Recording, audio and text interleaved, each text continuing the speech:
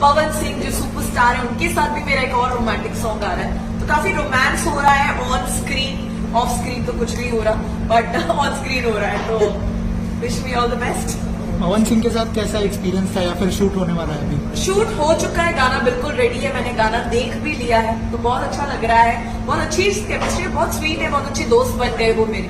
तो मैं बहुत खुश हूँ कि मुझे उनके साथ काम करने का मौका मिला। एंड वो उनकी अलग ही फैन फॉलोइंग है। जब मैं उनके साथ काम कर रही थी, शूट करना मुश्किल हो गया था उनके साथ, इतने लोग उन्हें प्यार करते हैं। और मैं वहां पे शूट किया था लखनऊ के पास, तो मैं बहुत एक्साइटेड हूँ। एक पुराने सुपरहिट सॉन्ग का रिक्रिएशन है ये भोजपुरी में, तो रोमांस कर रही हूँ अपने स्वीट अवतार के उस सॉन्ग में। So hopefully you love.